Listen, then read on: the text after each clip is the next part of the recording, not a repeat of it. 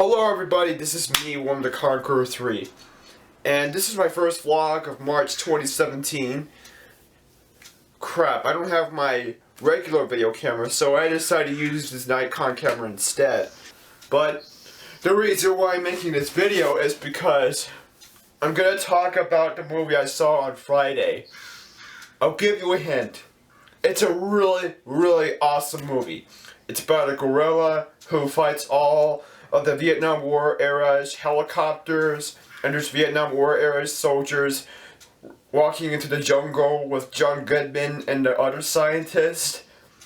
And there's lots of good CGI in it, and tons of scary stuff too. What is it called? Skull Island! I don't know why I did that. Mainly it's because I like to act like a gorilla, like King Kong, like in the trailers, you know, guys. Like, you haven't seen the trailer where Kong does that cool thing? That was awesome. Skull Island is this new, awesome adventure monster movie that stars John Goodman, John Riley, and the other actors I do not know. And the guy who directed this movie, I don't know about him. He directed one of the movies I don't know of. The reason why I saw this movie is because it has King Kong in it, and Vietnam War era's music, and helicopters in it, and tons of good CGI. I've already told you about that. John Goodman in this movie plays a scientist, and he teams up with this geeky black guy. I do not know what his name is, and they both join a secretive government organization that is similar to Men in Black called Monarch. It's an organization that is designed to look for creepy conspiracy theories and all sorts of strange things around the world. In this movie, with a United States Army helicopter cavalry squadron to escort John Goodman and the other scientists to Skull Island in order to measure this geographic survey and to find King Kong also. The movie is a bit like the Godzilla film. I always thought it's Godzilla because of the cool poster.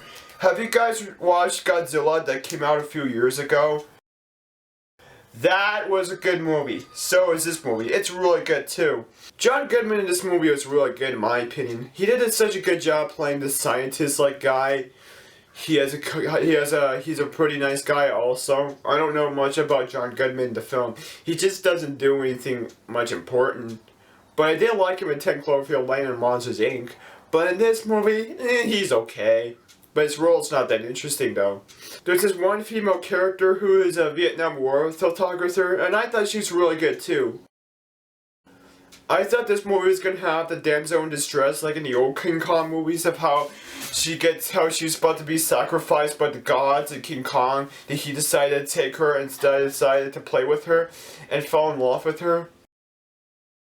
But in this movie, there's no blonde chick in it except the Vietnam War photographer. She does something important, like taking pictures and stuff and publishing them for National Geographic, I guess, or newspapers or something like that. But the camera she has is not like a digital camera like we have nowadays. It's set in the 1970s. They usually use film cameras where you can snap and you have to take the film out of the camera, and I guess you have to put them in some type of special machine where they print out pictures, photographs I guess. I don't know. The movie also has John Riley playing a World War II pilot who crashed into Skull Island while being ambushed by a Japanese officer, and I thought he was really good.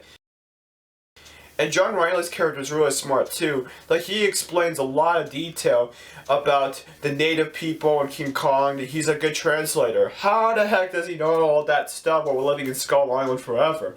How does he know that? The tribes people don't even talk. It doesn't make any sense. And the movie includes a lot of like Vietnam War era music, like music by CCR, but the movie is set in the 1970s. Well, they do have, but the Vietnam War was still going on. 1973 is the year when the U.S. troops decided to withdraw Vietnam. That's what Richard Nixon claimed. The CGI King Kong, the motion capture King Kong, is a bit similar to the Peter Jackson King Kong. Remember the Peter Jackson King Kong that came out back when I was 9? I love that movie. So is this movie. I love it too. So those are my favorite King Kong movies. But I also like that old King Kong movie from 1933. But it looked kind of pathetic though. Especially it's so funny. A close-up shots of King Kong's face is actually really pathetic. I thought that's kind of funny. I was like, why would King Kong smile? He doesn't even smile in this movie. He just becomes really grumpy like a real gorilla, you know, guys. And King Kong in this movie had tons of scars on his chest, just like King Kong did in the 2005 movie that he has scars on himself. I remembered having those King Kong toys back when I was a kid. Like that, I still have them today. I have that T-Rex monster and the King Kong, but they're still broken. But they don't even work anymore. They're mostly broken. That's kind of sad. But this movie, the new King Kong movie, it's a bit similar to the 2005 Peter Jackson King Kong movie. Except they both take place in historic times. The one movie takes place in the 70s, and the other movie takes place in the 1930s. I do apologize for the technical difficulties. My video was cut off for no reason.